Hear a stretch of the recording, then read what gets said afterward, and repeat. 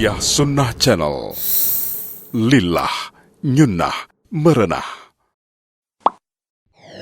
Yuk belanja di Tarbiyah Sunnah Mart. Dengan belanja di Tarbiyah Sunnah Mart, Anda turut berpartisipasi dalam dakwah yang diselenggarakan YTS. Bismillahirrahmanirrahim. Assalamualaikum warahmatullahi wabarakatuh. Innal hamdalillah nahmaduhu wa nasta'inuhu wa nastaghfiruhu wa natubu ilaihi wa na'udzu billahi min syururi anfusina wa sayyiati a'malina. May yahdihillahu fala mudilla lahu wa may yudlil fala hadiyalah. Wa asyhadu an la ilaha illallah wahdahu la syarika lah wa asyhadu anna Muhammadan abduhu wa rasuluhu la nabiyya ba'dah. Ya ayyuhalladzina amanu taqullaha haqqa tuqatih wa la tamutunna illa wa antum muslimun.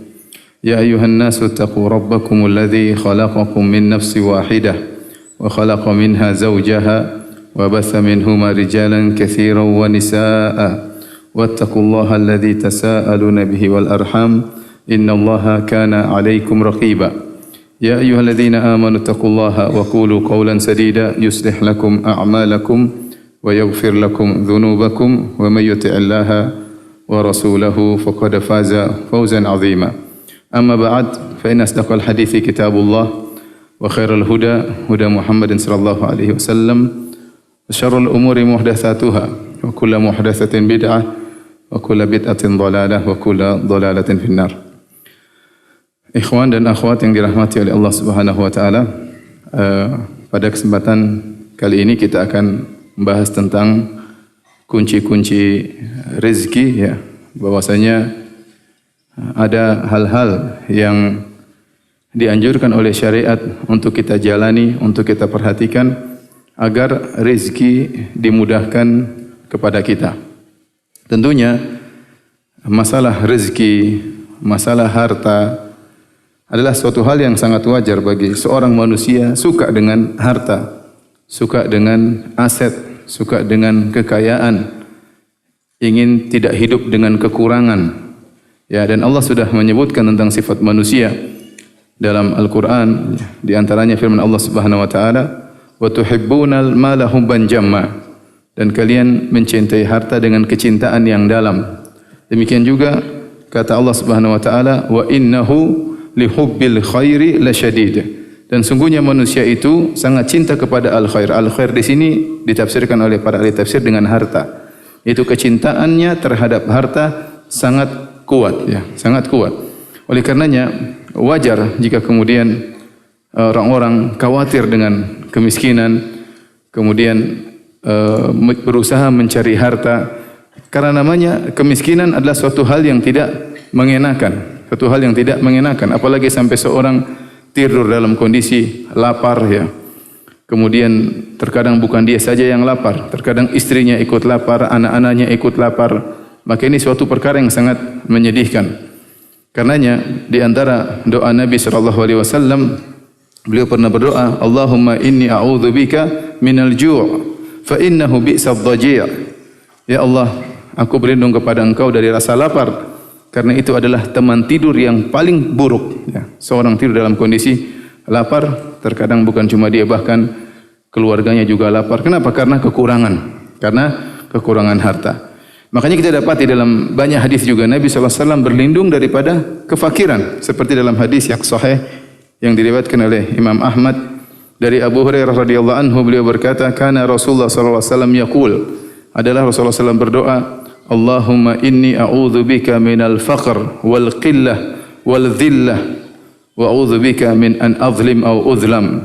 Yang artinya, Allah, aku berlindung kepada Engkau dari kefakiran, ya, dari memiliki sedikit, dari kehinaan, dan aku berlindung kepada Engkau dari berbuat zalim atau dizalimi oleh orang lain. Demikian juga Nabi SAW berdoa, Allahumma inni a'udzubika min fitnatil ghina wa min fitnatil faqr. Ya Allah, aku berlindung kepada Engkau dari fitnah akibat kekayaan dan juga dari fitnah yang timbul gara-gara kemiskinan. Kita tahu kemiskinan terkadang menghalangi orang dari banyak kebaikan, terkadang menghalangi seorang dari ibadah, ya, bahkan terkadang menjerumuskan orang dalam kemaksiatan, ya, dalam pencurian dan yang lainnya, ya. Ya, terkadang seorang menjual dirinya gara-gara alasan kemiskinan dan yang lainnya. Oleh karenanya kemiskinan, ya kefakiran adalah perkara yang secara naluri manusia tidak disukai. Oleh karenanya manusia wajar jika kemudian suka dengan harta, mencari harta, ya. Tentunya itu pun diatur oleh syariat, tetapi keinginan kita memiliki aset, memiliki harta adalah suatu perkara yang natural, suatu perkara yang manusiawi. Kita tidak perlu ngaku-ngaku saya tidak butuh harta. Saya rasa mungkin ada, tapi itu sangat langka ya. Tapi kalau orang Bandung, wallahu alam ya. Saya rasa kita semua butuh dengan apa? Dengan harta. Oleh karenanya doa untuk minta rizki banyak ya. Nabi SAW setiap pagi berdoa, Allahumma inni as'aluka ilman nafi'an wa rizqan tayyiban wa amalan mutaqabbala. Setiap pagi Nabi berdoa, ya Allah, aku mohon kepada Engkau ilmu yang bermanfaat. Aku mohon kepada Engkau rizki yang baik, ya. Dan aku mohon kepada Engkau amal yang diterima. Bahkan dalam solat kita selalu berdoa tatkala duduk di antara dua sujud, ya, warzuqni, ya.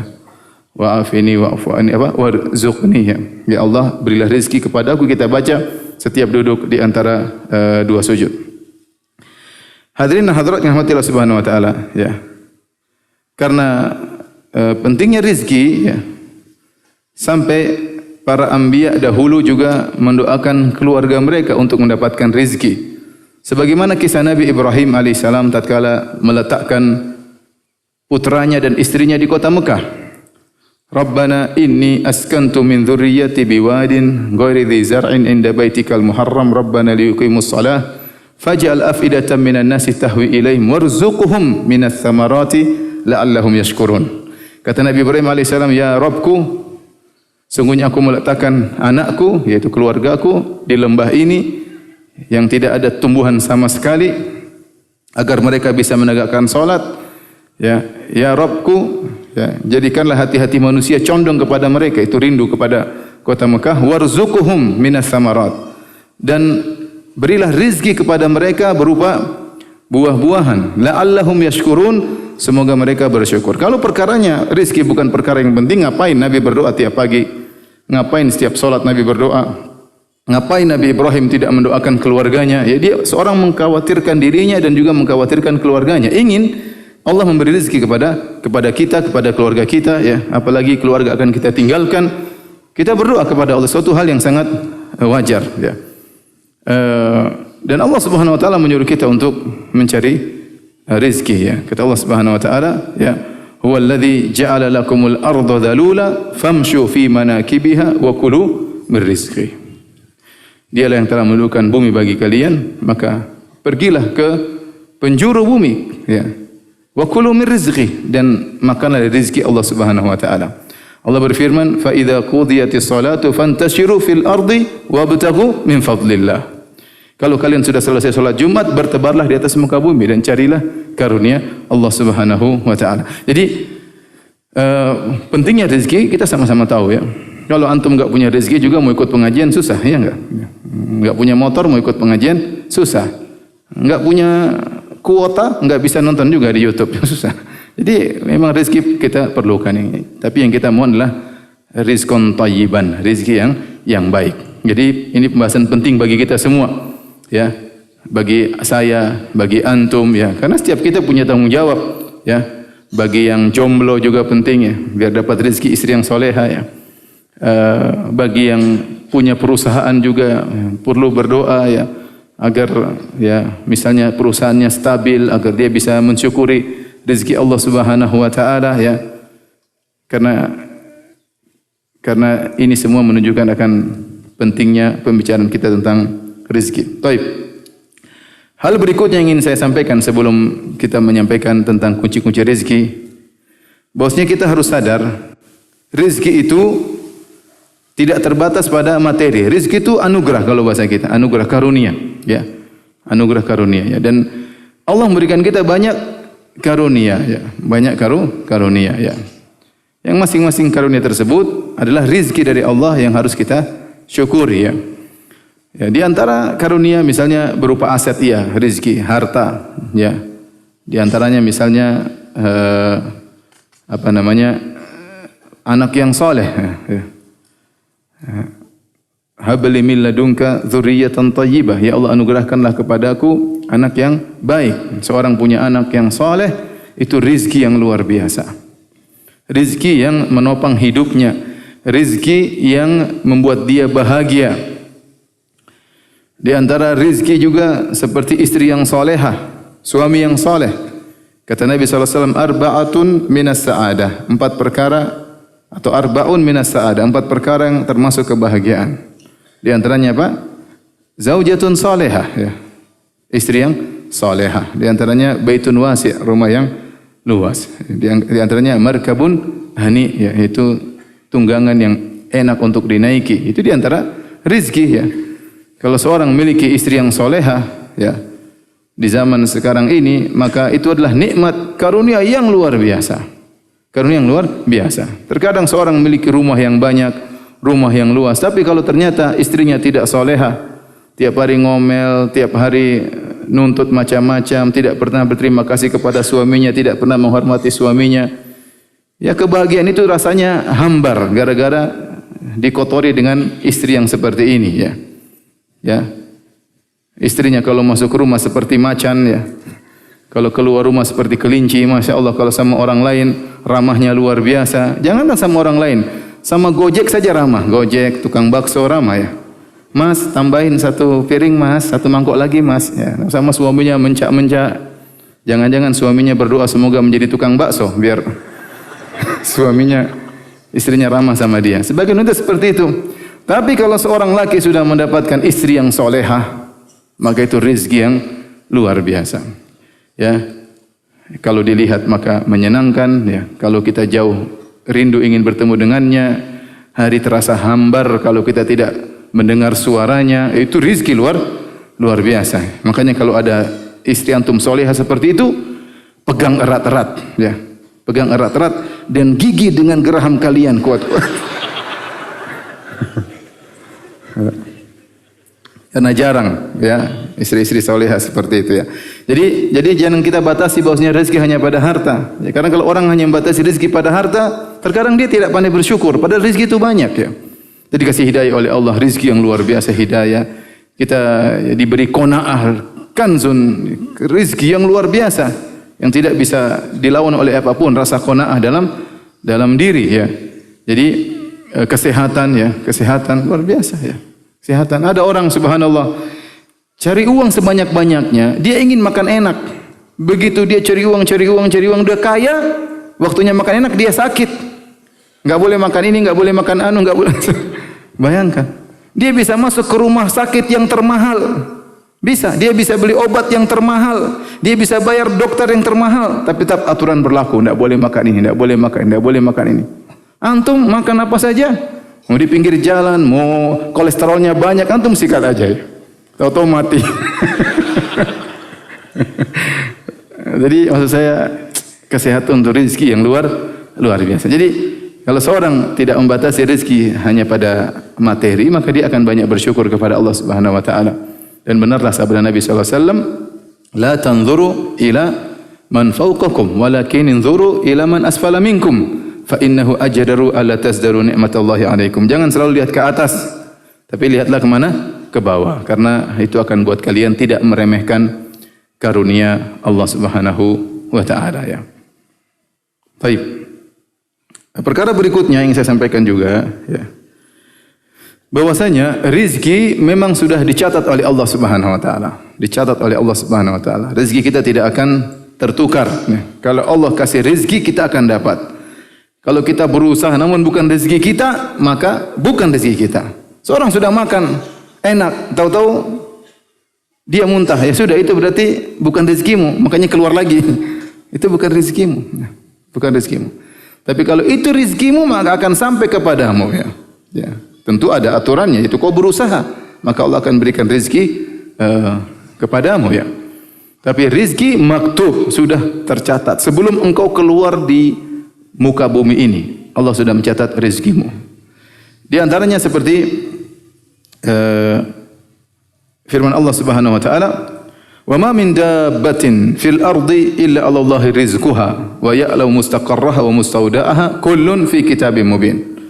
Kata Allah, tidak ada Ya, satu binatang melata pun di atas muka bumi ini. Jangankan antum manusia, ya. Binatang melata di atas muka bumi ini. Apakah ulat di dalam tanah ataukah ikan di dasar lautan, di dalam batu, ya. Di dasar lautan, semuanya sudah dicatat rezekinya oleh Allah Subhanahu wa taala. Dan Allah berfirman di akhir ayat, kullun fi kitabim mubin. Semua sudah tercatat di Lauhil Mahfuz. Jadi kita harus tahu rezeki kita sudah tercatat. Tinggal cara kita bagaimana berusaha untuk mendapatkan rezeki tersebut, ya. Kemudian juga, ya, jadi kalau hewan saja Allah sudah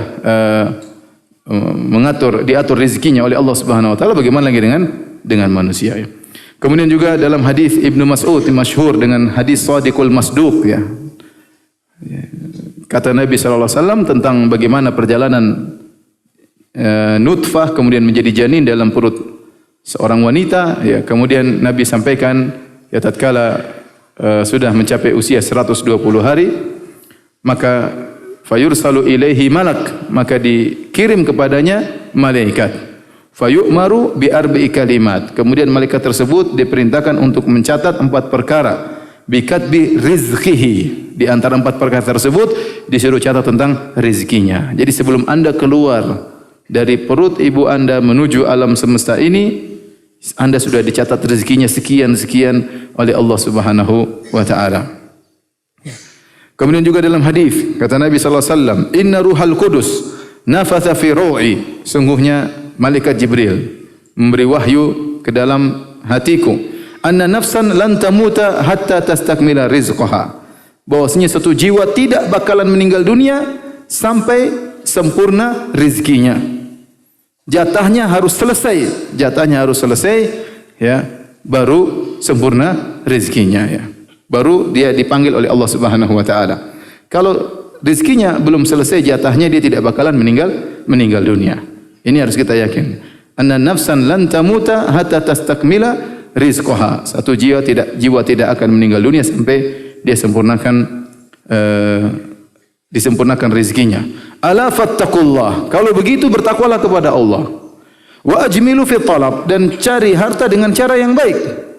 Wala yahmilannakum istibta'ur rizqi an tatlubuhu bima'asillah. Jangan gara-gara kalian merasa rizki lambat lantas kalian mencari dengan cara yang haram. Rizki kalian akan datang dengan cara yang halal atau dengan cara yang haram akan datang.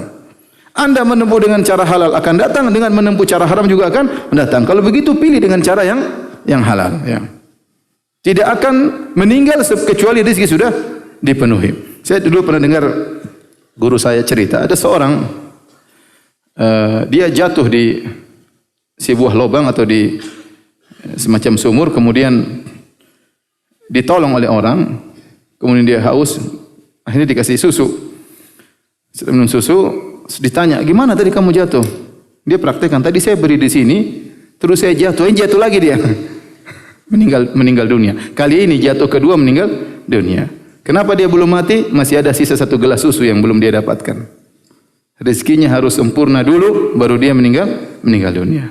Antum tidak usah khawatir, ini sudah tercatat di sisi Allah Subhanahu wa taala. Bahkan dalam hadis yang diriwayatkan oleh Abu Nuaim dalam Hilyah dan disahihkan oleh Syekh Albani rahimahullahu taala, kata Nabi sallallahu alaihi wasallam, "Lau anna ibna Adam haraba min rizqihi." Kalau seandainya anak Adam kabur dari rezekinya, kama yahrubu minal maut, sebagaimana dia kabur dari kematian, la adrakahu rizquhu kama yudrikuhul maut, maka rezekinya akan mengejarnya sebagaimana maut akan mengejarnya.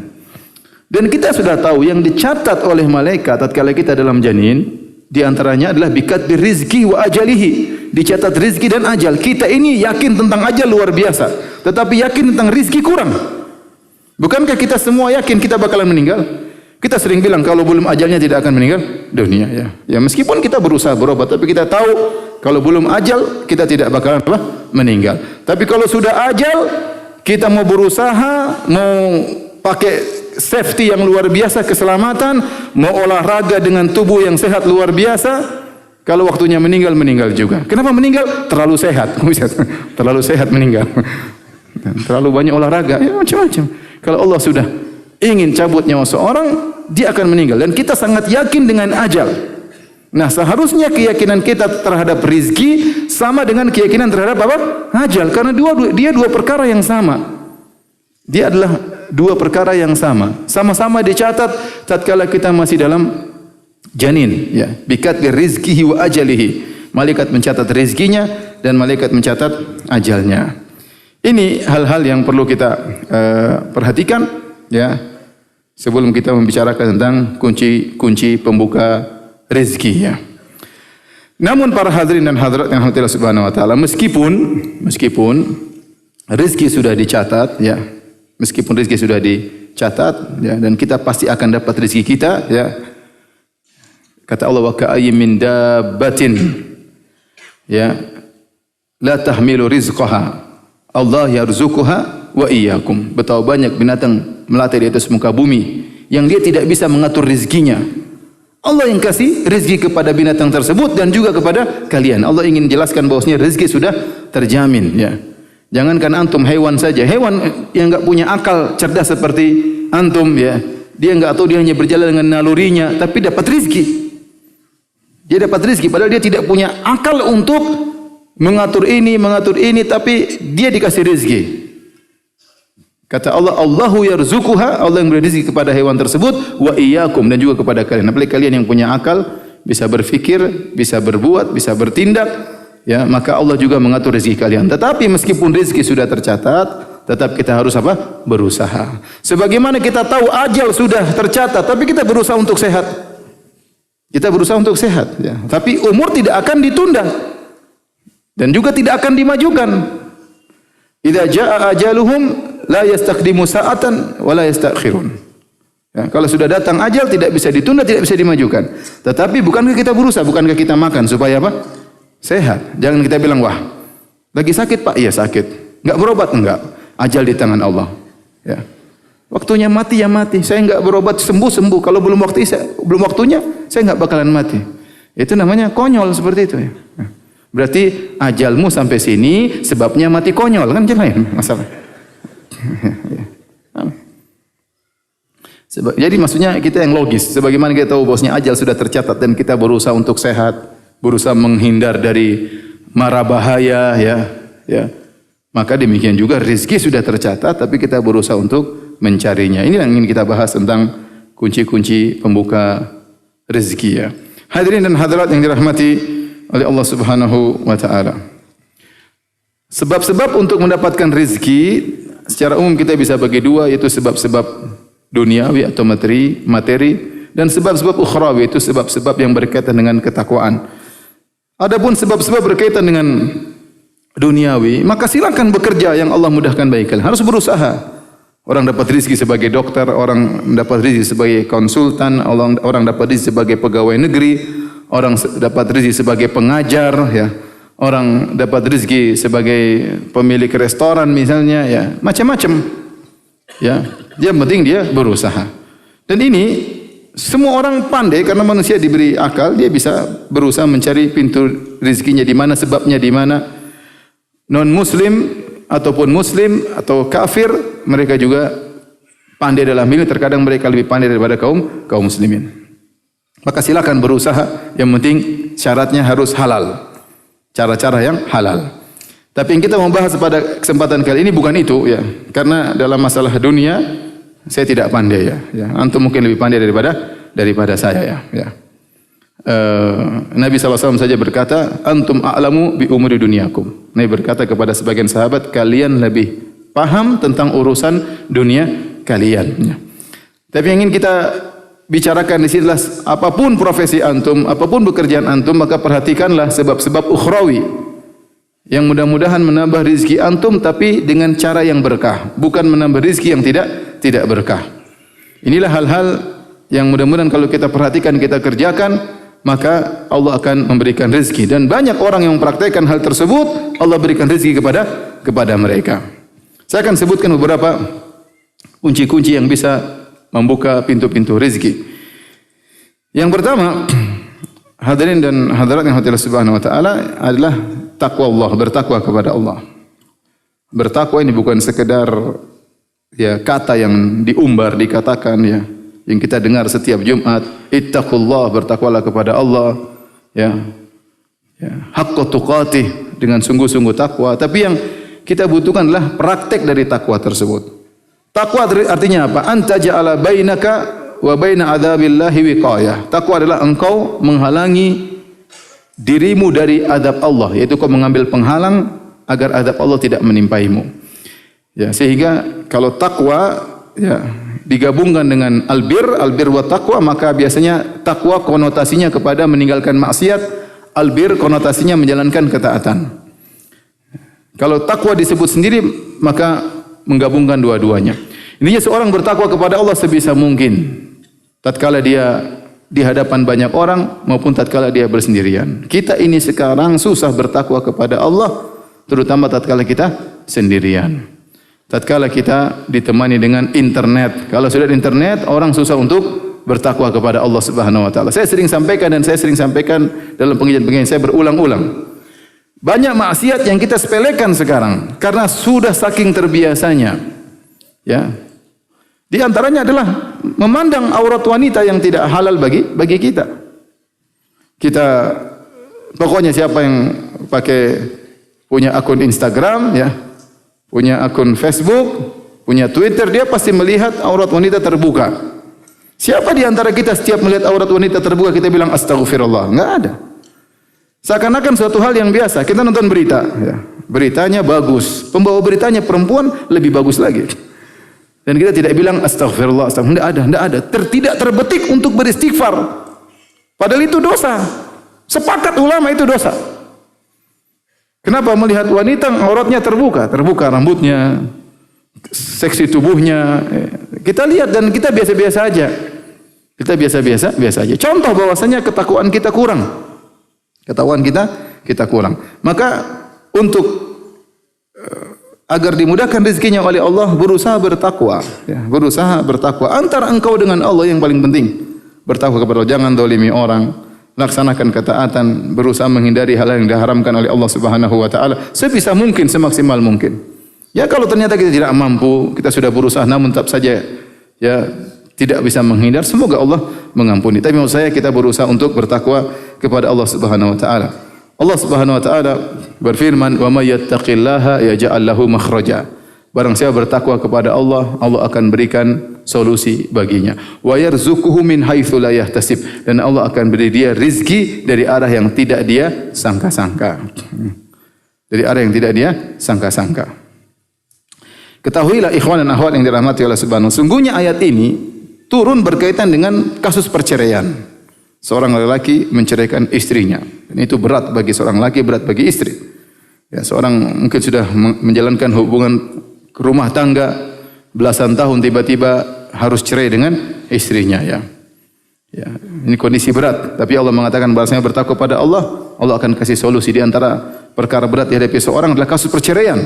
Ya, sama seperti dia menghadapi kasus misalnya ekonomi jatuh di perusahaannya, berat. Demikian juga masalah rumah tangga juga masalah yang berat. Apalagi wanita sudah menjadi janda.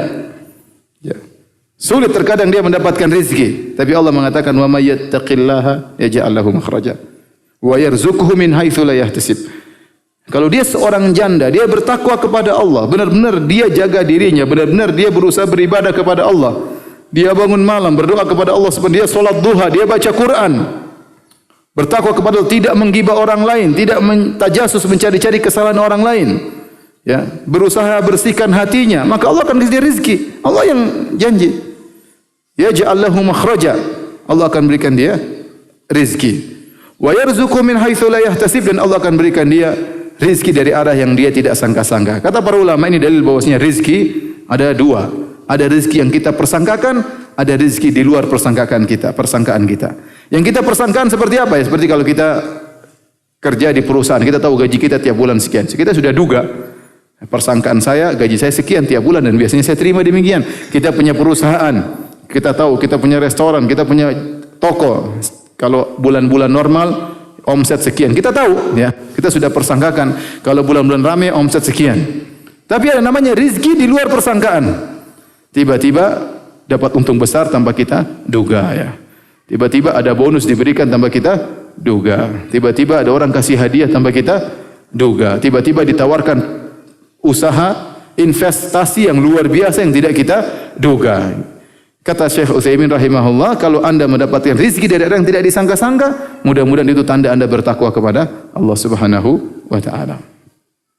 Ya, walau anna ahlal qura amanu wattaqau la fatahna 'alaihim barakatim minas sama'. Seandainya penduduk suatu negeri beriman bertakwa, Allah akan bukakan rezeki dari pintu langit, keberkahan dari pintu langit. Ini ikhwan, bukan perkara yang sepele masalah ketakwaan. Keterkaitan takwa dengan rezeki keterkaitan yang kuat. Ya. Kalau Anda dalam kondisi sulit, berusahalah bertakwa semaksimal mungkin dan minta kepada Allah agar diberi rezeki. Masa orang-orang kafir Allah kasih rezeki, Anda yang menangis, sujud, berdoa di tengah malam, mengangkat kedua tangan, Allah tidak kasih? Yakin, jangan suudzon kepada Allah Subhanahu wa taala. Husnudzon kepada Allah Subhanahu wa taala. Apa susahnya Allah kasih Anda rezeki? Tidak ada yang susah bagi Allah. Allah Maha Kaya. Tidak repot bagi Allah untuk beri rezeki kepada Anda, tidak repot. Sama sekali tidak ada kerepotan bagi Allah. Dia hanya mengatakan kun fayakun. Kaya maka jadilah kaya ya. Oleh karenanya ini harus kita yakini, bertakwa kepada Allah Subhanahu wa taala ya sambil berusaha. Jadi jangan main-main dengan ketakwaan ya. Antum yang jomblo-jomblo juga ya. Ya, berusaha benar-benar bertakwa kepada Allah agar diberi rizki istri yang soleha. Berdoa sejak sekarang. Mungkin antum mau rencana nikah 5 tahun lagi, sekarang berdoa ya. Dari sekarang. Karena istri yang soleh itu rizki yang luar biasa. Yang mengalahkan banyak aset-aset dan rizki-rizki yang lainnya. Taib. Di antaranya kata para ulama yang membuka pintu rizki adalah banyak salat. Banyak salat. Allah berfirman dalam surat Taha, "Wa'mur ahlaka bis-salati was-sabir 'alaiha, la nas'aluka rizqan nahnu narzuquk wal aqibatu lit-taqwa." Kata Allah, perintahkanlah keluargamu untuk salat dan bersabarlah untuk salat. Bersabar, perintahkan anak istri untuk salat dan kamu juga bersabar untuk salat. La nas'aluka rizqan, kami tidak minta rezeki darimu. Ya. Tapi narzuquk, kami yang beri rezeki kepadamu. Kata para ulama dalil bahwasanya orang yang salat ya, mungkin dia berhenti dari kesibukannya, kemudian dia sholat, maka Allah akan rezeki kepada dia. Kenapa banyak orang yang mengesankan seakan-akan sholat menghalangi dia dari rezeki? Padahal sholat cuma berapa menit, 5 waktu berapa menit sih? Seakan-akan kalau dia pergi ke masjid menghalangi rezeki dia. Ya, seakan-akan gara-gara dia mencari rezeki buat anak istri, dia tidak sholat. Ya.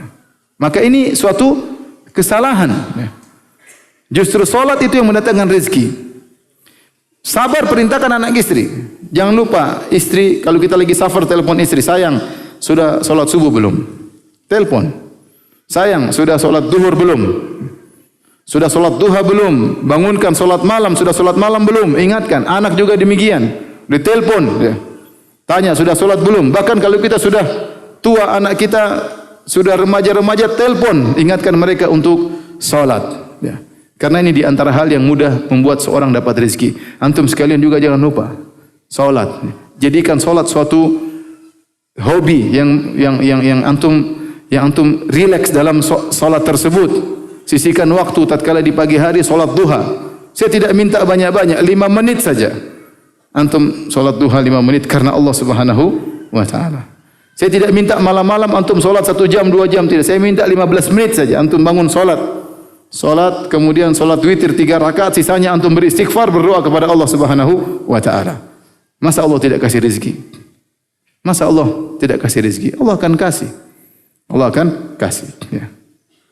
Baik.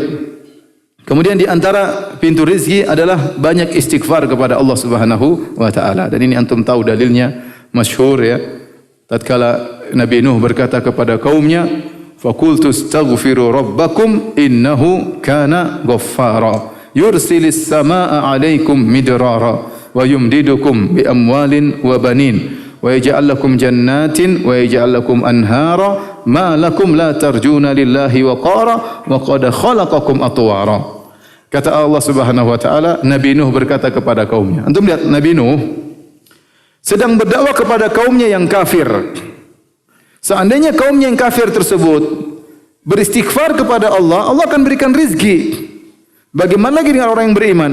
Faqultu astaghfiru rabbakum. Aku berkata kepada kaumku, beristighfarlah kepada Rabb kalian. Apa yang terjadi? Yursilis sama alaikum midrara. Niscaya Allah akan turunkan hujan yang deras, tetapi hujan rahmat bukan hujan azab. Hujan rahmat. Tatkala kaum Nabi Nuh tidak beriman, Allah turunkan hujan, bahkan lebih deras, tetapi azab. Tetapi apa? Azab. Ya.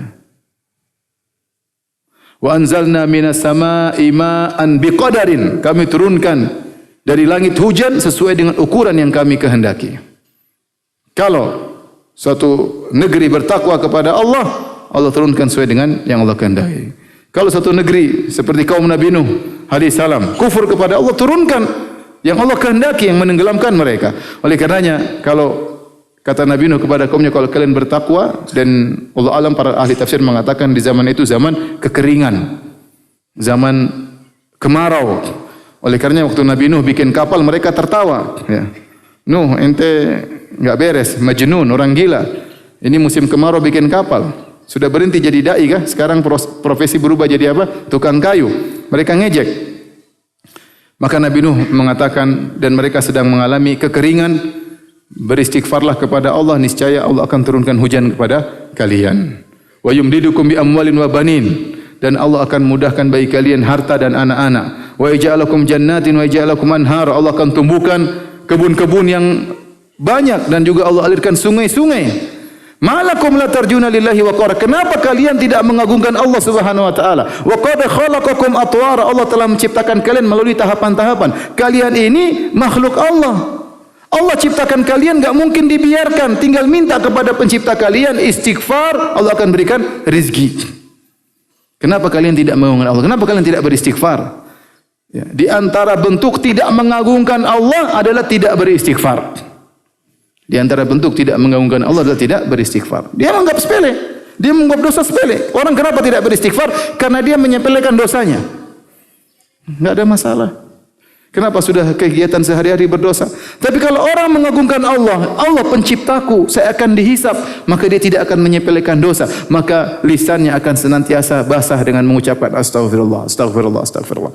Maka di antara kunci yang bisa membuka pintu rizki, istighfar antum. Antum mendapat masalah apapun, segera istighfar. Kalau sulit rezeki, astagfirullah, astagfirullah, astagfirullah, astagfirullah, jalan istighfar. Berusaha beristighfar semaksimal mungkin, sebisa kita. Ya. Tuba liman wajada fi sahifati istighfaran katsira. Sungguh beruntung orang yang mendapat dalam catatan amalnya banyak istighfarnya. Ya akhi, sekarang kita ini banyak waktu terbuang. Antum orang muslim jangan bengong ya. Jangan naik motor bengong. Udah istighfar ya, astagfirullah, astagfirullah, astagfirullah. Naik mobil, astagfirullah, astagfirullah, astagfirullah. Pokoknya jangan bengong ya.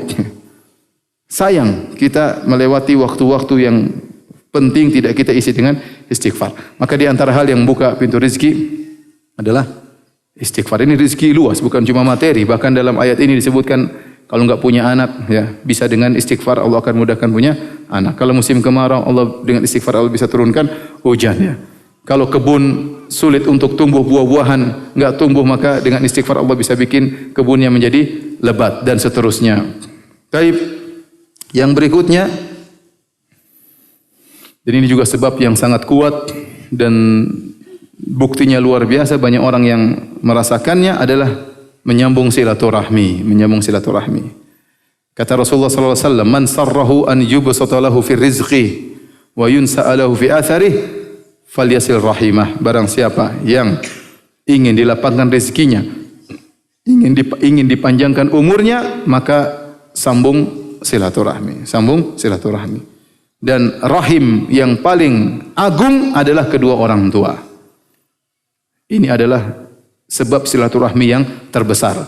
Maka kalau antum ingin dimudahkan rezekinya, kalau masih ada ayah atau ibu yang masih hidup, maka berusaha mencari keridhaannya. Berusaha mencari keridhaannya. Bikin mereka kalau lihat antum bangga punya anak antum. Bikin mereka kalau melihat antum senang, rindu ingin mendengar suara antum. Ya. Pokoknya buat mereka ridho dengan antum. Karena kata Nabi sallallahu alaihi wasallam, ridallah fi ridal walid, wa sakhatullah fi sakhatil walid. Keridhaan Allah pada keridhaan ayah, itu keridhaan ayah atau ibu. Dan kemurkaan Allah pada kemurkaan ayah dan ibu. Kalau kita bisa mengambil keridhaan orang tua kita, sabar dengan kekurangan mereka, sabar dengan omelan mereka, sabar dengan pikunnya mereka, sabar dengan kelemahannya mereka, ingin kita mencari keridhaan orang tua, maka ya niscaya Allah akan mudahkan rezeki kita. Insyaallah mudah. Betapa banyak orang yang berhasil jadi apapun dia, apakah jadi pemimpin, jadi pejabat, jadi dai, jadi pedagang, jadi pengajar, ternyata kunci kesuksesnya adalah karena orang tuanya. Karena orang tuanya. Karena doa orang tua yang luar biasa. Ya. Karena doa orang tua yang luar biasa. Masing-masing kita punya pengalaman. Saya pun juga punya pengalaman, tapi tidak mungkin saya ceritakan. Jadi para hadirin dan hadirat yang Allah Subhanahu wa taala, ya, bahwasanya menyambung silaturahmi itu sebab terbesar di antara untuk melapangkan rezeki seseorang. Jangan pelit kepada kerabat. Kalau antum sudah memberikan ayah dan ibu, perhatikan kakak adik antum. Jangan lupa, ring 1 terutama. Itu rahim yang paling dekat, ring 1, kakak, adik, kemudian bibi, tante, tante dari arah bapak, bibi dari arah ibu, om dari arah bapak, om dari arah ibu, ponakan. Pokoknya ring 1 perhatikan sebaik-baiknya. Itu sebab didatangkannya apa? Rezeki. Coba saja kalau tidak percaya. Ya, kita tahu betapa banyak kawan-kawan kita, ya, yang mereka dimudahkan rezekinya. Kenapa? Karena perhatian sama keluarga luar biasa. Ya. Jangan sampai terbalik, sama orang lain perhatian luar biasa. Sama orang lain, masya Allah, traktir sana, traktir sini. Ibunya nggak pernah dia traktir. Kakak adiknya tidak pernah dia traktir. Masya Allah, kalau sama orang lain waktunya berhari-hari nggak ada masalah. Tapi waktu buat kakak adik nggak ada, waktu buat orang tua nggak ada. Ya. Sibuk Ustaz, ya. Mau sibuk sebanyak apa sih? Jangan sok sibuk. Subhanallah. Umur orang tua kita ya sedikit, sementara kesibukan kita masih banyak, waktu kita masih banyak. Maka sisihkan waktu untuk keluarga ya. Kalau orang tua jauh ya, maka jangan lupa kalau ada momen-momen terbaik, kunjungi mereka, bawa hadiah, siapkan hadiah. Kalau kita nggak punya uang, hadiah apa? Nggak ada masalah. Apalagi kalau kita punya uang, sisihkan, belikan oleh-oleh kah, buat orang tua belikan emas kah, belikan apakah. Kita pulang, masya Allah, ya ketemu orang tua senang. Insya Allah itu menjaga ekonomi kita, bahkan menambah ekonomi kita karena janji Allah Subhanahu Wa Taala. Sebagian orang, masya Allah, pergi jenguk orang tuanya di kampung, ya. Kemudian modalnya pakai roti kaleng kongguan, ya. Pulang bawa beras 2 karung, masya Allah, dari orang tuanya. Ini mantap. Merugikan orang tua. Ya antum kalau ada rezeki antum kasih orang tua ya.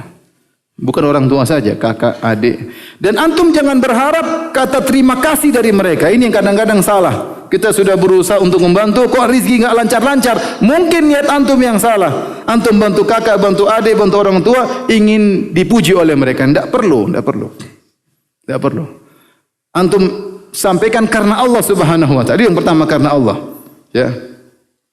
Laisal wasil bil mukafi, walakinal wasil, ya, bukanlah orang yang penyambung silaturahmi, sungguhnya adalah orang yang kalau dia berbuat baik karena dibalas dengan kebaikan. Tetapi penyambung silaturahmi sungguhnya, ya, man idza quti'at rahimuhu wa salaha, yaitu seorang yang jika rahimnya dia putuskan, dia tetap menyambungnya. Bahkan misalnya kakak adik kita ternyata nuduh kita yang macam-macam, ucapkan kata-kata yang buruk kepada kita, tidak tahu berterima kasih. Kalau ada kawan pernah datang kepada saya, Ustaz, saya bingung sama kakak adik saya. Kenapa? Kalau saya kasih uang, dibilang sombong. Kalau saya nggak kasih uang, dibilang apa? Pelit. Subhanallah. Serba salah. Saya bilang itu kamu diuji. Itu justru diuji agar kamu waktu menyambung silaturahmi ikhlas karena Allah Subhanahu Wa Taala, mengharapkan pahala di sisi Allah, sekaligus tidak mengapa kita domplengkan niat agar dimudahkan rezeki, tidak jadi masalah. Tapi niat utama adalah karena apa? Karena Allah Subhanahu Wa Taala. Ya. Jadi perhatikan niat kita tatkala kita menyambung silaturahmi. Ya ikhwan, udah praktekkan ini, enggak usah kita banyak teori. Antum punya rezeki, perhatikan sama ini. Enggak punya uang buat kasih adik, telepon. Sekarang WhatsApp kan gratis, telepon. Saya, adik gimana kabarnya? Kakak ini telepon-telepon enggak pernah kirim uang. Belum ada duit, Dek. Kalau ada nanti kakak kirim. Insyaallah dimudahkan ya. Saya pernah dengar kasus di Arab Saudi tentang 2 kakak beradik yang bertengkar gara-gara memperebutkan ibunya sampai ke mahkamah, sampai ke pengadilan. Luar biasa. Nah, ada kasus seperti ini di zaman sekarang ini. Jadi kakaknya umur sudah sekitar 60, ibunya dirawat oleh kakaknya. Adiknya tidak merawat, tapi tiap bulan ngirim uang untuk merawat ibunya. Setelah mungkin 20 tahun atau berapa tahun, sang kakak merawat adiknya, adiknya merawat ibunya, adiknya minta sekarang gantian, saya yang merawat ibu saya. Kakaknya tidak mau terima. Kakaknya tidak mau. Akhirnya diangkat ke pengadilan. Bayangkan. Kalau sebagian kita, alhamdulillah, kamu aja yang ngurus, masya Allah, pahalanya besar, masya Allah. Kakak sudah 60, sebentar lagi mati kayak mama, sudah nanti gampang ya. Subhanallah. Ya. Sampai masuk ke pengadilan. Ya. Sampai akhirnya dipanggillah ibunya untuk memutuskan. Ya, pokoknya kisahnya panjang sampai akhirnya ruangan pengadilan penuh dengan tangisan. Intinya bayangkan bagaimana orang rebut-rebutan untuk apa? Untuk mengurus ibunya. Ya, jadi kenapa? Karena kalau ibu sudah ridho, bapak sudah ridho, dia meninggal atau kita meninggal dalam kondisi ridho kepada kita, maka kita telah meraih keridhaan Allah Subhanahu wa taala. Dan kalau Allah sudah ridho kepada kita, Allah sudah suka dengan kita, insya Allah dimudahkan. Ente dunia dimudahkan, apalagi di akhirat. Yang penting orang tua senang sama kita. Jadi ini silaturahmi paling penting, orang tua ya.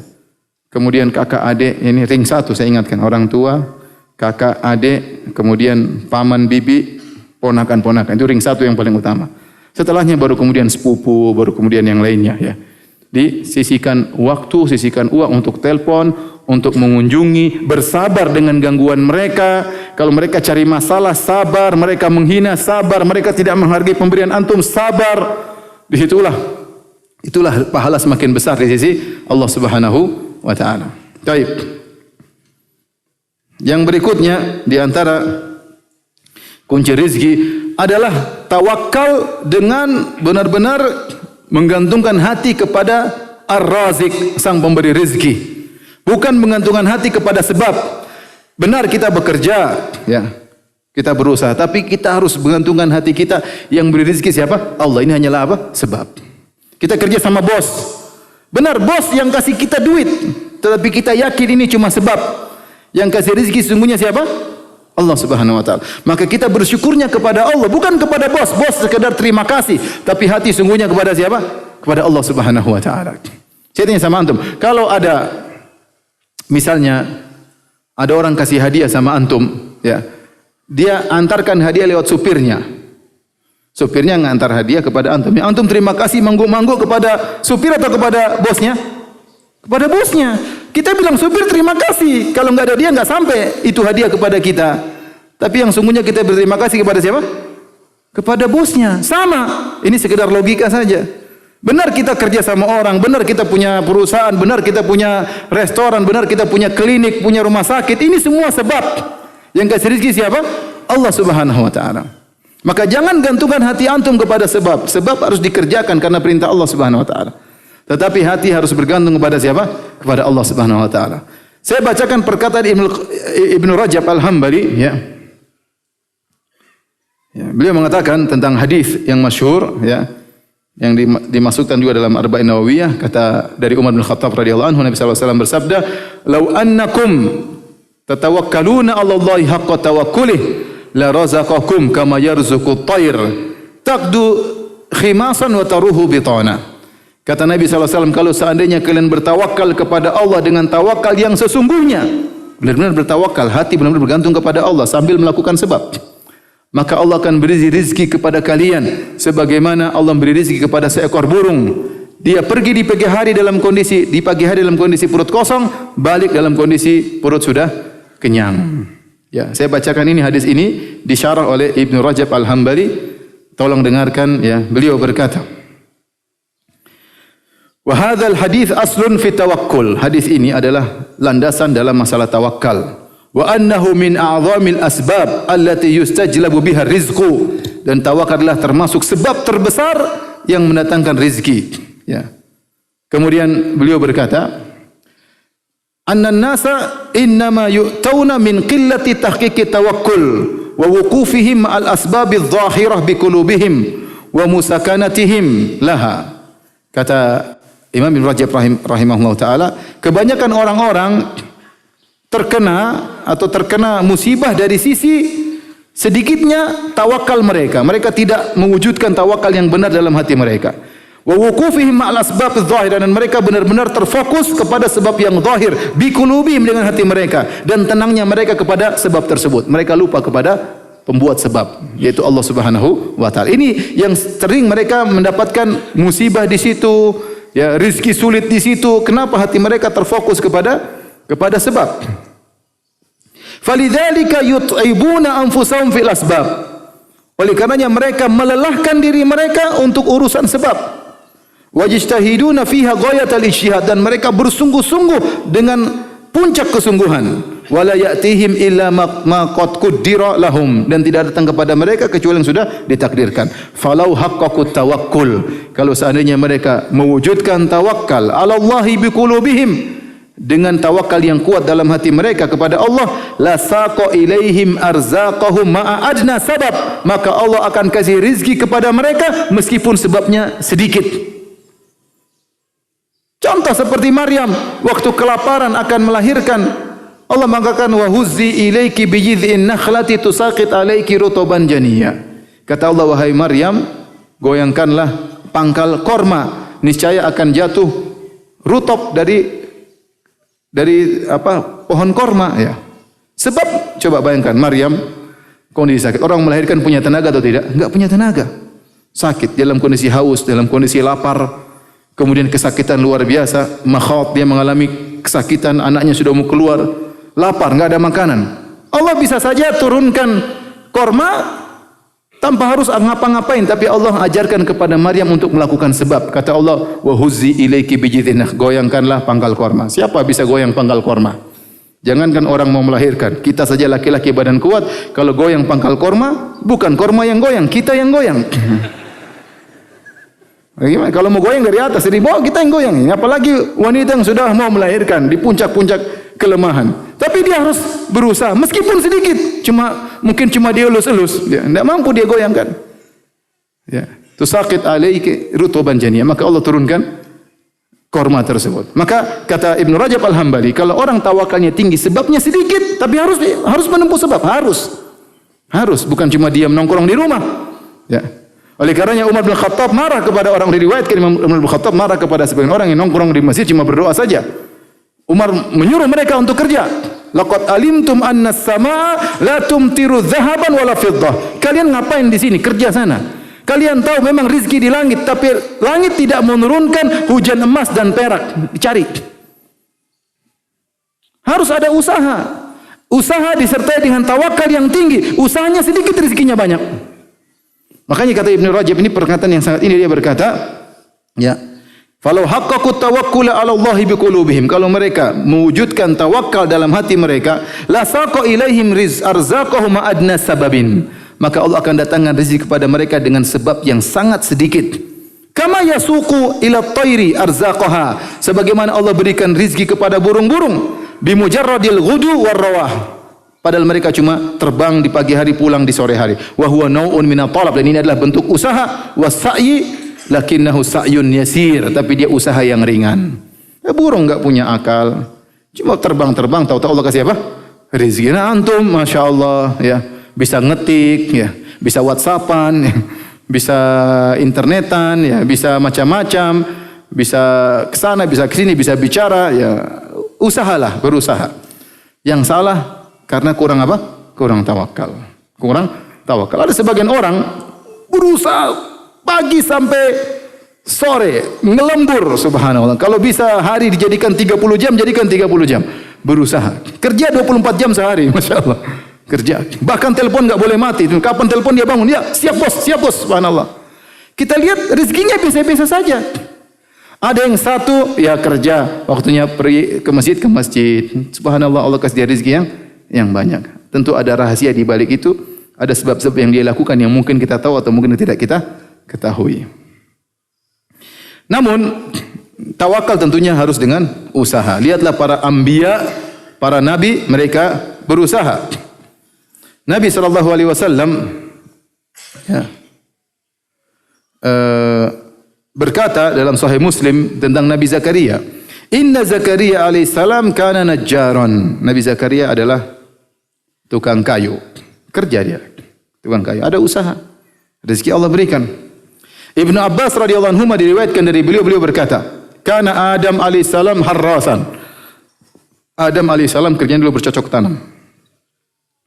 Wa Nuhun najjaran, dan Nabi Nuh adalah tukang kayu. Wa Idris khayyatan, Nabi Idris alaihissalam adalah tukang jahit baju. Ya, konveksi kalau kita. Tukang jahit baju. Wa Ibrahim wa Lut zari'ain, dan Nabi Ibrahim, Nabi Lut, zari' itu punya sawah seperti gitulah, punya ladang. Ya, bercocok tanam. Wa Salihun tajiran, dan Nabi Salih adalah pedagang. Ya. Wa Daud zarradan, Nabi Daud kerjanya dulu membuat baju perang. Dia kerjanya membuat baju perang. Wa Musa wa Syuaib wa Muhammad sallallahu alaihi wasallam ru'at. Adapun Musa, Syuaib dan Muhammad mereka pernah menggembalakan apa? Kambing. Jadi, ya, para nabi juga dulu mereka apa? Berusaha. Jadi seorang tatkala ingin dapat rezeki, dia atur hatinya. Masalah mengatur hati aja. Masalah mengatur hati. Subhanallah, kadang kita tamak dengan sesuatu kita tidak dapat. Tatkala kita tidak tamak, Allah kasih. Tinggal masalah mengatur hati. Kita tamak nih, semangat. Allah tidak kasih, subhanallah, sudah semangat luar biasa. Terkadang kita tahu kita suka tapi kita tidak tamak, tahu-tahu Allah berikan itu harta kepada kita. Tinggal masalah mengatur hati. Masalah mengatur tawakal. Yang penting saya berusaha, ya. Masalah hasilnya serahkan kepada Allah. Tugas kita tinggal berdoa kepada Allah, tapi kita harus berusaha. Baik. Jadi di sebab dapat rezeki adalah tawakal yang benar kepada Allah Subhanahu wa taala. Kemudian sebab berikutnya, di antara kunci-kunci rezeki adalah al-mudawamatu ala syukrillah. Senantiasa bersyukur kepada Allah Subhanahu wa taala. Ya. Kata Allah Subhanahu wa taala, "Wa idz ta'adzana rabbukum la in syakartum la azidannakum." Dan Allah telah pengumuman, ta'adzana rabbukum, Allah kasih pengumuman, la in syakartum la azidannakum. Kalau kalian bersyukur, Allah akan tambah. Jadilah Anda orang yang suka bersyukur. Banyak orang tidak bersyukur, marah sama Allah. Apa buktinya? Wah, dia memang lebih kaya dari saya. Coba ini bentuk tidak bersyukur. Aduh, mobilnya lebih bagus daripada mobil saya. Tidak ada kata-kata bersyukur. Alhamdulillah, masya Allah mobil, alhamdulillah. Semuanya keluhan yang keluar dari lisannya. Ini bukan tanda bersyukur, ya. Ya. Ada orang ngeluhkan suaminya terus, tidak bersyukur. Lalu orang datang kepada saya, nangis. Ustaz, suami saya ini gini, Ustaz. Suaminya di sampingnya. Saya depan. Ustaz, suami saya ini main game, Ustaz, di rumah main game. Kemudian saya sudah tegur, nangis. Suaminya diam aja. Saya bilang, Bu, bersyukur cuma main game. Sebagian suami main perempuan nih. Mas sebagian yang lebih kacau. Merokok apa, main ini, main anu, main ini. Cuma main game, ya sudah dia salah, nasihati. Bersyukur kepada Allah. Pingin suami sempurna. Ya, terkadang Ustaz pun main game sama anaknya. Anak saya terkadang Abi main game, ya sudah saya temani sebentar meskipun saya lagi baca buku. Ya sudah. Maksud saya, banyak bersyukur, ya. Kalau ada kekurangan, ya kita nasihati. Tapi jangan kerjanya mengeluh terus. Mengeluh terus, jangan. Ya. Tidak bersyukur sama istri. Istri saya begini. Saya bilang sama kawan, ente mau bersyukur tuh. Itu ada perempuan hitam gemuk tuh. Lihat itu. Biar kau bersyukur istrimu itu cantik sebenarnya dibandingkan sama itu. Kira enggak bersyukur punya istri. Masih banyak jomblo yang menderita, kasihan. Ente sudah punya istri, alhamdulillah. Ya, kalau punya kekurangan perbaiki, nasihati baik-baik, bersyukur kepada Allah Subhanahu wa taala. Kalau bersyukur nanti Allah kasih tambahan.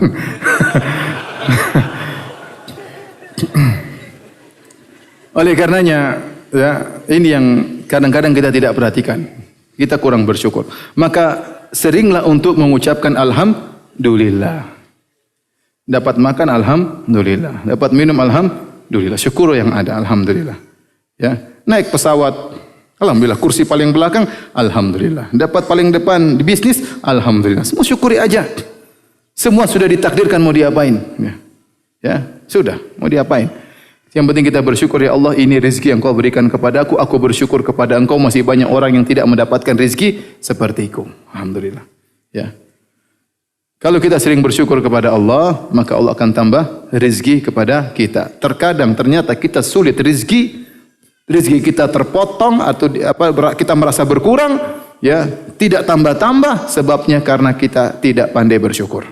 Ajari istri juga, ajari anak-anak untuk pandai bersyukur. Istri kalau banyak nuntut dinasihati, ya, dinasihati. Anak-anak juga banyak nuntut dinasihati. Ajarkan keluarga kita sebagai keluarga yang pandai bersyukur. Kalau kita keluarga suami, anak, istri semua pandai bersyukur, rezeki dimudahkan oleh Allah Subhanahu wa taala. Kemudian juga di antara sebab kunci-kunci rezeki, ya, ini modalnya agak besar, tapi timbal baliknya lebih banyak, yaitu haji dan umrah. Haji dan umrah perlu modal, ya. Kata Nabi SAW, tabi'u bainal haji wal umrah, fa innahuma yanfiyani al-faqr wa dhunub kama yanfil kir khabathal hadid. Kata Nabi SAW, ikutkanlah, sertakanlah haji dengan umrah. Ikutkanlah umrah disertakan dengan haji. Maksudnya apa? Kata Nabi, habis haji umrah, habis umrah haji. Terus, selama ada rizki, demikian terus. Haji umrah, haji umrah, haji umrah. Modalnya besar. Maksud saya, seorang tatkala haji dan umrah bukan berarti dia melalaikan kewajibannya. Orang tuanya tidak dia perhatikan, anak-anak tidak dia perhatikan, tetangga miskin kelaparan tidak dia perhatikan, yang penting dia haji terus. Ya enggak benar. Maksud saya, antum tunaikan kewajiban antum. Orang tua antum sudah kasih, anak istri antum sudah kasih. Masih ada rizki, sisihkan waktu untuk haji, sisihkan waktu untuk umrah. Kenapa? Karena fungsi haji dan umrah bukan cuma untuk menghapuskan dosa, tapi juga untuk menghilangkan kefakiran. Jadi kalau seorang haji dan umrah continue, maka Allah akan menjaga ekonominya. Tidak dikasih musibah dengan kemiskinan. Kenapa? Karena Nabi yang mengatakan demikian. Fa innahuma yanfiyani al-faqr wadh-dhunub. Sungguhnya haji dan umrah itu menghilangkan kefakiran sebagaimana alat pandai besi menghilangkan karat besi. Baik. Di antara kunci-kunci rizki adalah sedekah, ya. Adalah sedekah.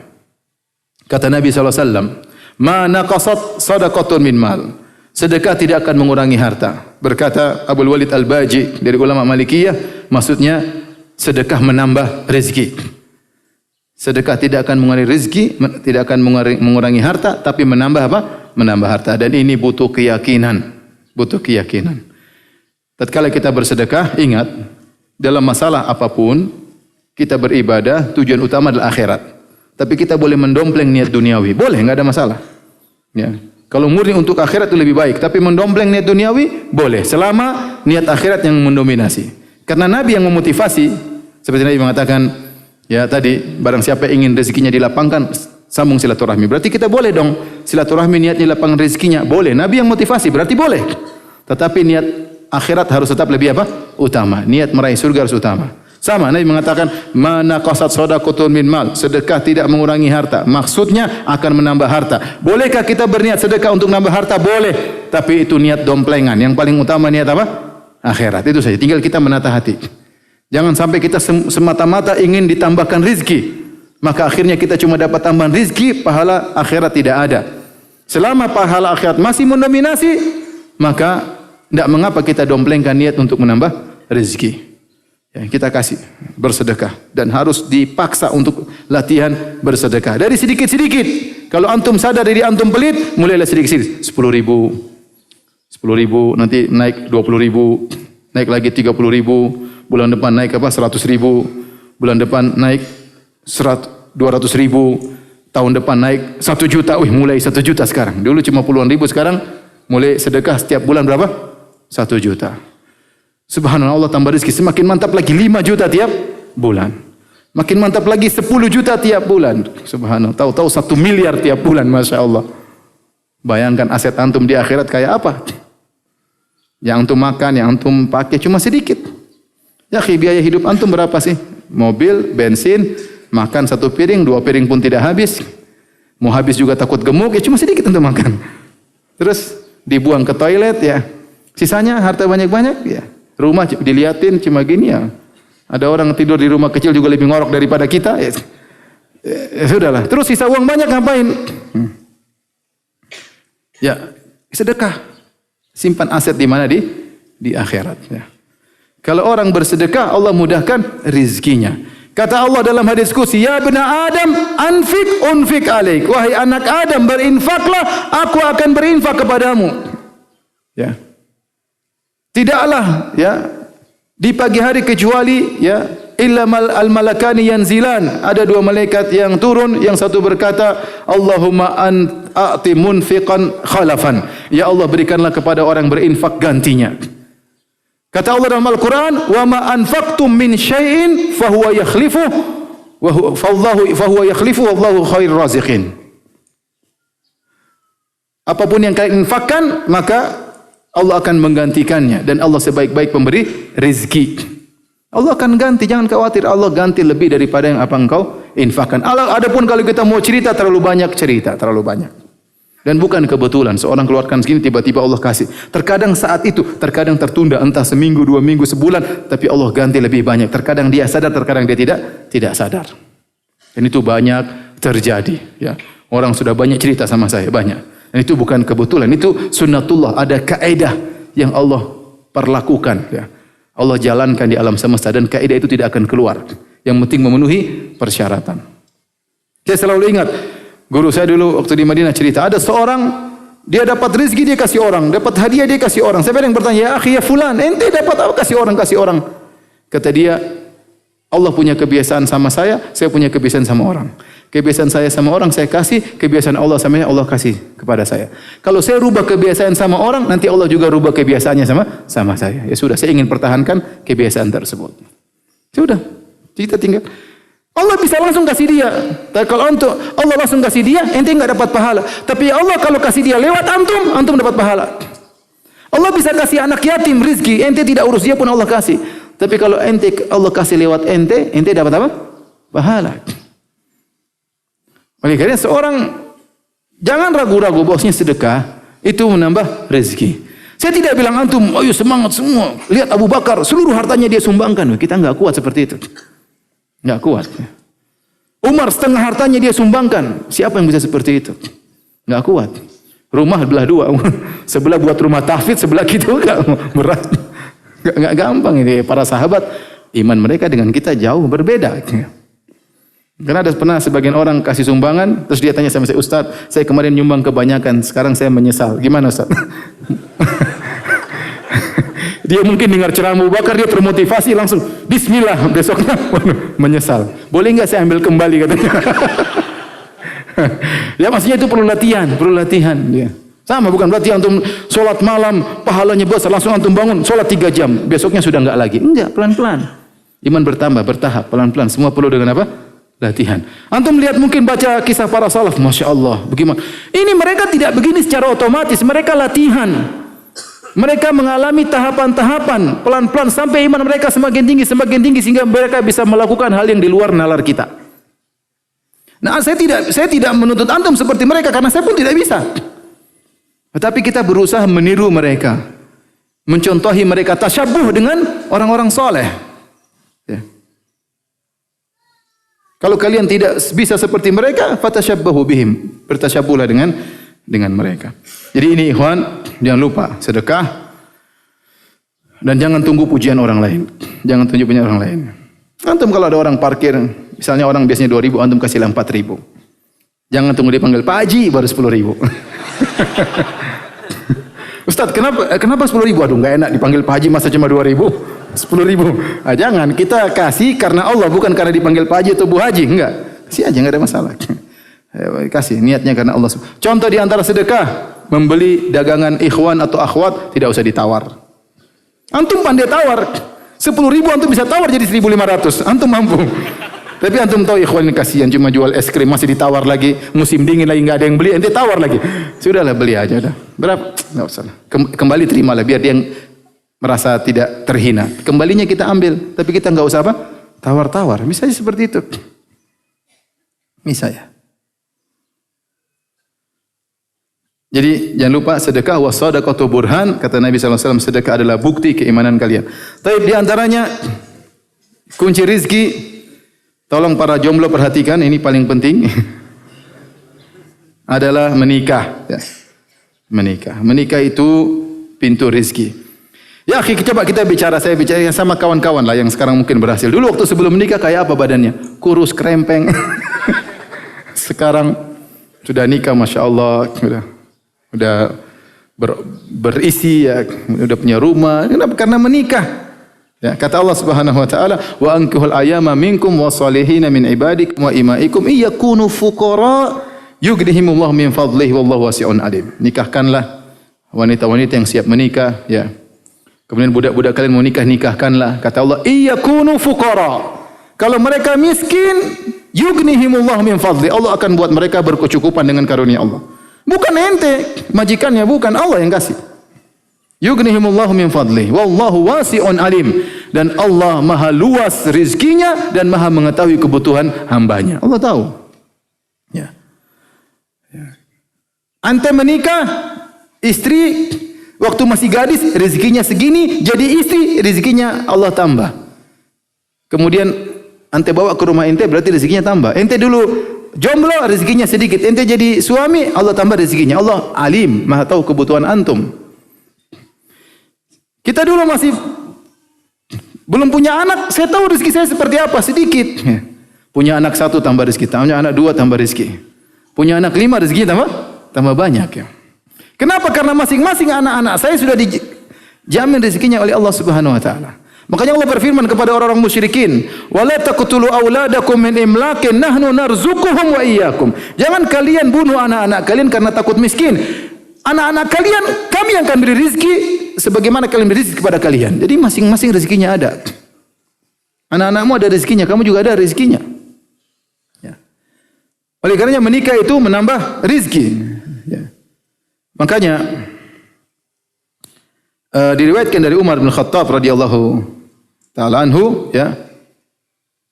Beliau berkata, "Iltamisul ghina fil bah." Ya, carilah harta kekayaan dengan pernikahan. Bahkan beliau berkata juga diriwayatkan, "Ajibtu li rajulin la yatlubul ghina bil ba'ah." Aku heran dengan seorang lelaki yang tidak mencari kekayaan dengan pernikahan. Wallahu ta'ala yaqulu fi kitabih, padahal Allah terbelah berfirman dalam Al-Qur'an, "Iyakunu fuqara yughnihimullah min fadli." Kalau mereka berkekurangan, maka Allah akan berikan kecukupan dari karunia Allah. Jadi antum yang jomblo-jomblo yang sekarang menderita, sudah menderita batin dan menderita fisik, ya, kalau ingin ekonominya berubah baik, menikah. Kelihatannya sulit, iya, tapi berusaha, bismillah. Antum-antum yang punya duit, kasih zakat sama mereka. Kalau mereka enggak punya duit, kasih zakat untuk mahar, untuk walimah. Walimah tidak harus gedung mewah. Walimah di rumah juga enggak ada masalah. Ya, enggak harus mewah-mewah. Ya, kalau ada perempuan yang mau, alhamdulillah. Kalau enggak ada, bersabar.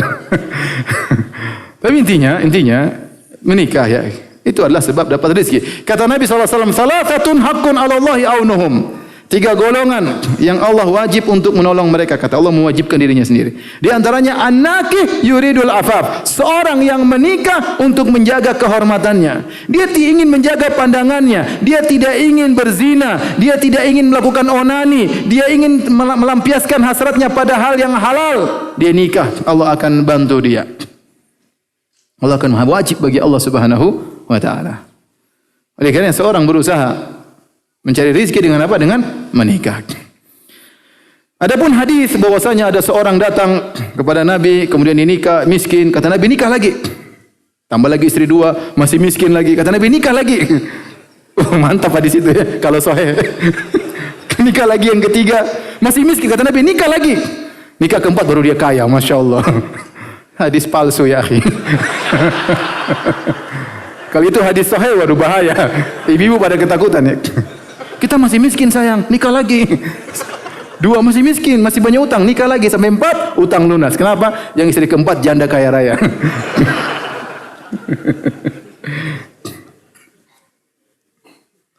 Ada yang bilang amin, subhanallah. Hadisnya dhaif, palsu, dibilang amin. Taib. Yang berikutnya kunci rizki adalah menjauhkan diri dari penghilang keberkahan. Jadi penghilang keberkahan. Di antaranya adalah riba. Yamhaqullahu riba wa yurbis sadaqat. Allah menghilangkan keberkahan apa? Riba. Ya. Orang riba mungkin duitnya banyak tapi enggak berkah. Terkadang rizki dapat tapi bukan rizqan thayyiban. Bukan rizqan thayyiban, rizki bermasalah. Mungkin orang punya rumah, punya harta tapi dia sakit-sakitan, anaknya nakal, istrinya selingkuh. Masalah. Ya. Kalau dia tidak dapat masalah di dunia, masalah di akhirat. Tapi kebanyakan di dunia sudah masalah sebelum di akhirat. Ya. Oleh karenanya jauhi hal tersebut. Contoh berdagang dengan banyak sumpah. Ya. Dalam hadis kata Nabi sallallahu alaihi wasallam, "Al-yaminul kadhibah manfaqatun lis-sil'ah, mamhaqatun lil-kasbi." Sesungguhnya sumpah palsu itu atau sumpah dusta itu melariskan dagangan tapi menghilangkan keberkahan. Tahu banyak orang jualan, oh ini demi Allah ini modalnya cuma sekian. Dia bohong. Saya cuma untung sekian persen, demi Allah cuma sekian persen. Sumpah dia demi Allah diobral sampai demi Allah. Orang yang dengar percaya. Jual barang demi Allah, ini barang bagus ya. Cuma saya lagi butuh uang, kalau enggak saya enggak jual. Ini barang saya sayang sekali. Padahal mobil banyak rusaknya. Baru kena banjir tidak bilang-bilang ya. Dia sumpah palsu, memang kata Nabi, benar, manfaqatun lisil'ah. Memelariskan barang dagangan, tapi menghilangkan apa? Keberkahan. Maka seorang jangan pikiran dia yang penting harta banyak, aset banyak. Enggak, yang kita ingin banyak dan berkah, itu yang kita inginkan. Bukan banyak tapi tidak berkah. Mending sedikit berkah daripada banyak tidak berkah. Kita dapat subhanallah sebagian orang dia tidak kaya-kaya banget, biasa aja. Tapi alhamdulillah dia ada mobil. Alhamdulillah kalau pas umroh dia bisa umroh. Mungkin bukan travel kelas 1, ya mungkin kelas 7 enggak ada masalah, tapi dia umroh tetap umroh. Dia bisa silaturahmi sama orang tuanya. Waktu baca Quran dia ada waktu baca Quran. Dia tidak kaya-kaya banget tapi hartanya berkah. Rumahnya berkah, ada pengajian kadang, orang sholat di situ, macam-macam. Tempat keluarga ngumpul, berkah. Tidak mesti, ini rumah besar-besar, enggak ada keluarga kumpul. Rumah besar-besar, enggak ada pengajian. Bayar pajak aja mahal ya. Nah, uang banyak-banyak, enggak ada keberkahan. Itu tidak kita inginkan. Harta yang banyak tidak berkah, hanya menambah hisab pada hari kiamat kelak. Hanya mendapatkan kita pada hari kiamat. Tapi kalau harta berkah, alhamdulillah, meringankan hisab. Kalaupun dihisab ternyata banyak pahalanya. Taib, yang terakhir dan sebab yang paling utama dari segalanya adalah berdoa kepada Allah Subhanahu wa taala. Berdoa kepada Allah Subhanahu wa taala. Jangan pernah remehkan doa. Doa adalah silahul mukmin, senjata seorang mukmin ya. Atahza bid-du'ai wa tasdarihi wa ma tadri bima sana'ad du'a'u. Kata Imam Syafi'i rahimahullah taala, apakah kau mengejek doa dan meremehkannya? Kau tidak tahu keajaiban apa yang bisa dilakukan oleh doa. Berdoa. Malam hari bangun, angkat kedua tangan, ya Allah, aku hanya mengeluh kepadamu. Aku jagalah wajahku agar tidak terhinakan di hadapan orang lain. Jangan sampai aku menghinakan wajahku di hadapan orang lain. Sun wajhi, ya Allah, jagalah wajahku. Aku hanya menghinakan wajahku di hadapan. Angkat kedua tangan, nangis di depan Allah Subhanahu wa taala. Minta kepada Allah, mudah mau kasih rezeki, tinggal kun fayakun. Ya. Suruh istri juga berdoa, suruh anak-anak juga apa? Berdoa. Ya. Minta pesan sama orang tua, mak doain saya, mak, anakmu dalam kesulitan. Mak doain saya. Tidak ada doa tulus kecuali dari mama. Bilang begitu. Biar mama benar-benar berdoa dari hatinya yang paling dalam. Sampaikan. Ya. Ayah juga, ya, bapak doain saya. Doain, minta, karena kita butuh bantuan dari doa-doa orang yang tulus. Ya. Kemudian kita berdoa kepada Allah Subhanahu wa taala, niscaya bangun malam minta kepada Allah, Allah lagi turun ke langit dunia. Ya, Allah mengatakan, hal min da'in fa astajiba lahu, hal min mustaghfirin fa aghfirullah, hal min sa'ilin fa utiya su'lah. Apakah orang yang berdoa akan aku kabulkan doanya, ada yang istighfar aku akan ampuni dosanya, dan adakah yang memohon aku akan penuhi permohonannya. Masa Allah tidak kabulkan? Taib, yang terakhir sebagai khatimah, ya. Ya ikhwan dan akhwat yang dirahmati Allah Subhanahu wa taala, ya. Tentunya kita tahu al-arzaq biyadillah, rezeki di tangan Allah Subhanahu wa taala. Allah tidak menjadikan semua orang kaya dan Allah tidak menjadikan semua orang apa? Miskin. Allah menentukan rezeki masing-masing. Si fulan dapat seberapa, si fulan dapat seberapa, ya. Ya. Allah Subhanahu wa taala yabsutur rizqa liman yasha'u wa yaqdir. Allah melapangkan rezeki kepada siapa yang Allah kehendaki dan Allah menyempitkan rezeki kepada siapa yang Allah kehendaki. Kita dapat apapun, dapat kebetulan lagi sempit rizki, lagi lapang rizki, tetap kita husnudzan kepada Allah Subhanahu wa taala. Allah berfirman, "Wa ka'ayyin min dabbatin la tahmilu rizqaha, Allahu yarzuquha wa iyyakum wa huwas samiul alim." Kata Allah, betapa banyak binatang melata di atas muka bumi, dia tidak bisa mengatur rizkinya. Allah yang beri rizki kepadanya, wa huwas samiul alim. Allah Maha mendengar dan Allah Maha mengetahui. Artinya apa? Allah mengetahui jeritan hewan-hewan tersebut kalau mereka kelaparan, Allah tahu. Allah dengar meskipun dia di dasar lautan, meskipun dia dalam lubang dalam bumi, Allah tahu. Dan Allah mengetahui, Allah Maha mendengar, Allah Maha mengetahui. Makanya Allah tutup ayat tersebut dengan mengatakan wa huwas samiul alim. Allah Maha mengetahui dan Allah Maha mendengar. Allah tahu antum kesulitan, Allah tahu antum berdoa. Tapi Allah berikan rezeki kepada antum sesuai dengan yang pas buat antum. Yang ini lebih baik bagi antum. Karena tidak semua orang diberi rezeki yang banyak kemudian dia semakin bertakwa kepada Allah. Betapa banyak orang yang lupa kepada Allah Subhanahu wa taala. Allah berfirman, "Wa minhum man ahada Allah la in atana min fadli lanasaddaqanna wa lanakunanna minas salihin." Falamma atahum min fadli bakhilu bihi. Kata Allah Subhanahu wa taala, di antara mereka ada yang berkata, berjanji di hadapan Allah, "Ya Allah, kalau Allah berikan kepadaku rezeki, aku akan bersedekah, aku akan menjadi orang soleh." Tatkala Allah berikan apa yang mereka minta, tiba-tiba mereka pelit, tiba-tiba mereka lupa. Betapa banyak orang nanti kalau saya punya rezeki lancar, saya mau hajikan ibu saya, mau umrohkan, ternyata begitu dikasih duit, lupa. Saya ini sulit sekarang ikut pengajian karena banyak dagang. Nanti insya Allah kalau dagang saya maju, saya ikut pengajian. Malah nggak ikut pengajian sama sekali. Itu banyak seperti itu. Maka Allah kasih rezeki sesuai dengan yang pantas bagi kita, jangan kita suudzon kepada Allah Subhanahu wa taala. Kata Allah Subhanahu wa taala, "Walau basatallahu rizqa li ibadihi labaghaw fil ard, walakin yunazzilu biqadarin ma yasha, innahu bi ibadihi khabirum basir." Kalau Allah lapangkan rizki kepada hamba-hambanya, semua dijadikan kaya, labaghaw fil ard, maka mereka akan zalim di atas muka bumi, melampaui batas di atas muka bumi, sombong di atas muka bumi. Benar itu. Walakin yunazzilu biqadari ma yasha, tapi Allah turunkan pada setiap orang sesuai dengan kadar yang Allah kehendaki. Innahu bi ibadihi khabirun basir. Allah Maha khabir terhadap hamba-hambanya. Allah tahu, khabir itu Allah tahu secara detail. Si fulan dapat berapa yang wajar, si fulan pantasnya dapat seberapa. Ya, betapa banyak orang subhanallah tadinya tawadhu tiba-tiba sombong. Baru naik jabatan angkuh, ya. Baru bisa beli motor padahal kredit sudah sombong luar biasa. Padahal udah punya mobil motor yang apa? Nah, itu sudah kadang-kadang dia nggak bisa jaga dirinya, ya, pakai baju keren jalan semua orang lihat, kadang-kadang dia nggak bisa menjaga dirinya, ya. Allah tahu, ya. Maka kita berusaha berdoa mencari rezeki dan Allah sudah berikan kunci-kunci untuk dapat rezeki. Tapi apapun yang Allah berikan kepada kita, husnudzan kepada siapa? Pada Allah Subhanahu wa taala. Jangan bilang Ustaz itu orang kaya aja nggak pernah bertakwa dikasih rezeki banyak, itu istidraj. Istidraj. Allah berikan mereka dunia. Makanya waktu Nabi SAW ketemu Umar bin Khattab, Nabi tidur dalam kondisi di tikar, kemudian ada bekas-bekas. Kata Umar, "Ya Rasulullah, kenapa tidak diganti dengan ini? Kenapa tidak minta kepada Allah? Sementara Romawi dan Persia mereka diberikan dunia." Nabi marah. Ya, mereka dunia buat mereka, kita kenikmatan di mana? Di akhirat. Ya, kalau kita dapat bagian apapun, kita husnudzan kepada Allah Subhanahu wa ta'ala. Baik, demikian saja para hadirin. Hadirin Allah Subhanahu wa ta'ala.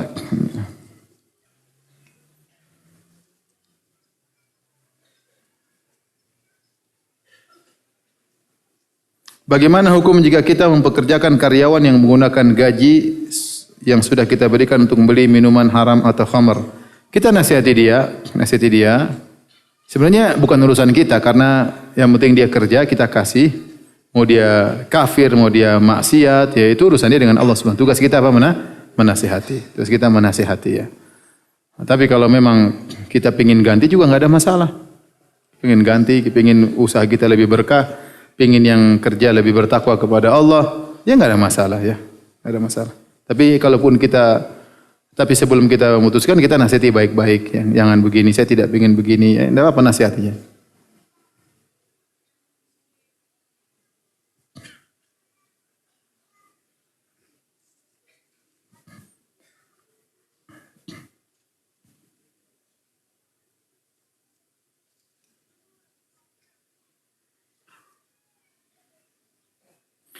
Ustaz, apakah doa keinginan seorang manusia sama dengan rezeki yang telah dicatat oleh Allah Subhanahu wa taala? Pokoknya antum lakukan semua sebab, ya. Antum kan tidak tahu rezeki antum berapa. Antum enggak usah bilang, saya kan sudah rezekinya, enggak berdoa juga enggak apa-apa. Ya, sama, ente kan sudah ditakdirkan ajalnya, enggak makan juga apa? Enggak minum juga ajalnya sudah ditentukan, tapi kan ada aturannya. Ya, maka antum berdoa saja, bisa jadi itu sebab untuk mendapatkan rezeki yang banyak, yang rezeki banyak tersebut sudah tercatat di Lauhil Mahfuz.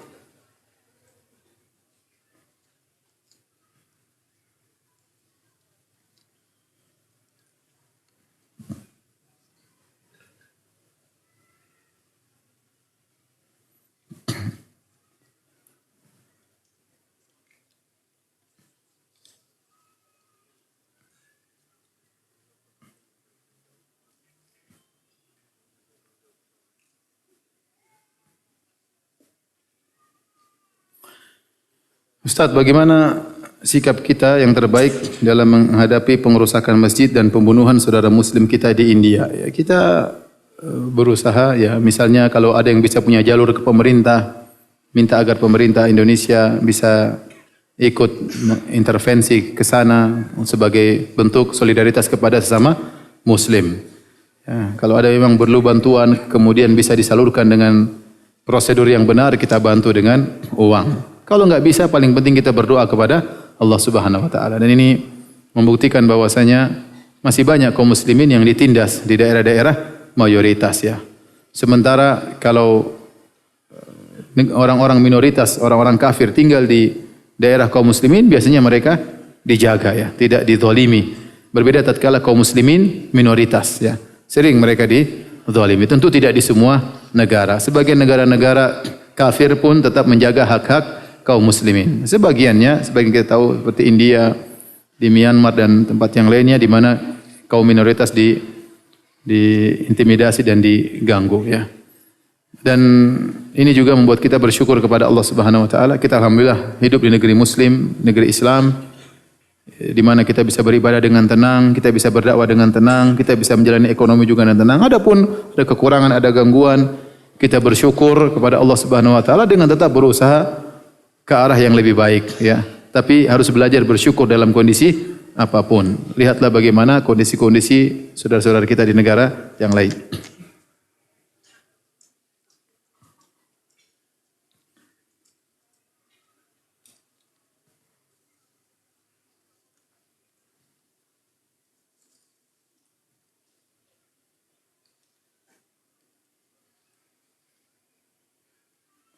Apakah para ustadz Allah lebihkan rezekinya dibandingkan orang-orang biasa?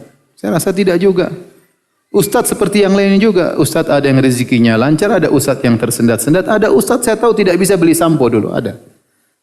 Macam-macam orang ya. Ada ustadz sampai naik turun gunung, dia kerja sendiri cuma penghasilan sedikit. Saya ada kenalan seorang, subhanallah, dia pernah ngajak saya berdakwah, ustadz, dakwah kampung saya, waduh, naik gunung turun gunung, waduh, saya bilang antum aja lah. Saya belum sampai iman saya ke situ. Ya, miskin, tidak kaya ya. Tapi ada ratusan orang, bahkan saya dengar 1000 lebih sudah masuk Islam lewat dia. Ya.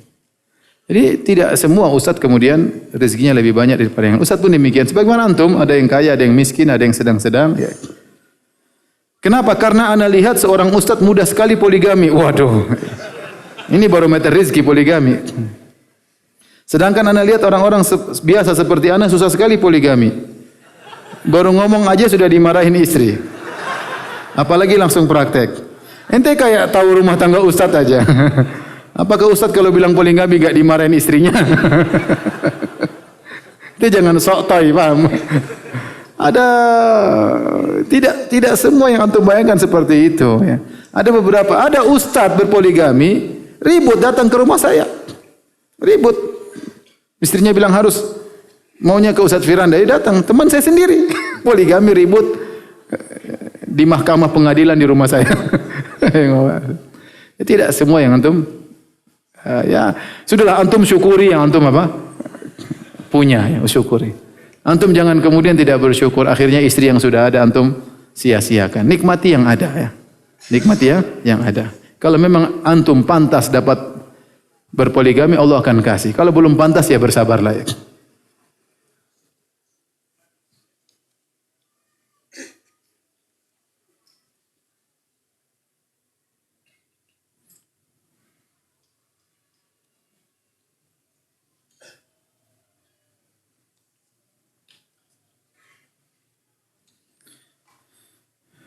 Bagaimana cara membersihkan harta-harta yang sudah didapat dengan terlanjur dihabiskan dengan cara yang tidak benar? Ya, kalau sudah terlanjur dihabiskan, beristighfar kepada Allah Subhanahu wa taala. Kalau ternyata nanti dapat rezeki yang lain, banyak bersedekah, ya. Kalau pernah mengambil harta orang, kembalikan semaksimal mungkin sebisa kita. Allah Maha tahu, kita berusaha untuk memperbaiki kondisi. Baik, demikian saja, mohon maaf ya. Banyak pertanyaan tidak bisa saya jawab karena kekurangan ilmu saya. Semoga pertemuan kita diberkahi oleh Allah Subhanahu wa taala. Ya, semoga Allah menganugerahkan kepada kita rizqan thayyiban di dunia dan mudah-mudahan Allah masukkan kita di surganya kelak. Amin ya rabbal alamin. Subhanakallah bihamdik asyhadu an la ilaha illa anta astaghfiruka wa atubu ilaik. Assalamualaikum warahmatullahi wabarakatuh.